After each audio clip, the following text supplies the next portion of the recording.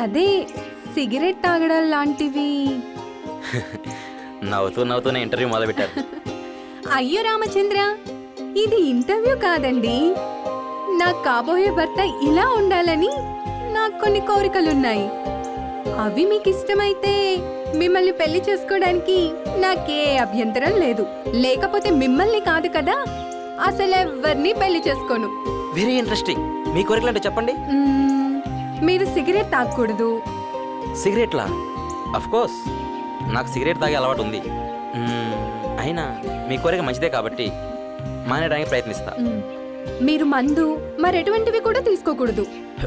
నాకు అలవాటు లేదు, కానీ మనుషులు బాధలు మర్చిపోవడం కోసం తాగుతారు. అలాంటి మనుషులను చూసినప్పుడు మాత్రం నాకు సానుభూతి కలుగుతుంది. మీరు పరస్త్రీ వంక కన్నెత్తి కూడా చూడకూడదు. పరాయి ఆడదాని కోసం పరుగులు తీసేంత బలహీనుండి అనుకుంటున్నారా?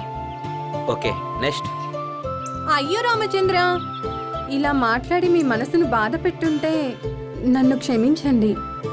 ఏదో చిన్న డౌట్. It's all right. అవును, మీరు మాట్లాడే ముందు అయ్యో రామచంద్ర అంటారెందుకు? అది చిన్నప్పుడు మా అమ్మ నేర్పించింది. అది అలా అలా నాతో పాటు పెరుగుతూ వచ్చింది.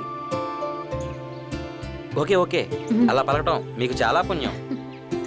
నాకు ఎటువంటి అభ్యంతరం లేదు. మీ కోరిక లిస్ట్ అయిపోయిందా? ఇంకేమైనా ఉందా? చివరి కోరిక ఒకటి ఉంది. మీరు మగవారన్న అహంకారంతో ఎప్పుడూ నన్ను కొట్టకూడదు. అయ్యో రామచంద్ర, ఎందుకలా నవ్వుతున్నారు? అడగకూడని ప్రశ్న ఏమైనా అడిగానా? పెళ్లి కాని ఆడపిల్లకు ఇలాంటి కోరికలు ఉండకూడదా? ఉండొచ్చు, కానీ మగవారు మీరు భయపడేంతగా ప్రవర్తించరే. ఓకే, నా దృష్టిలో బారిన కొట్టే మగవాడు వట్టి ఎదవ. ఆ లిస్టులో మాత్రం నన్ను చేర్చకండి.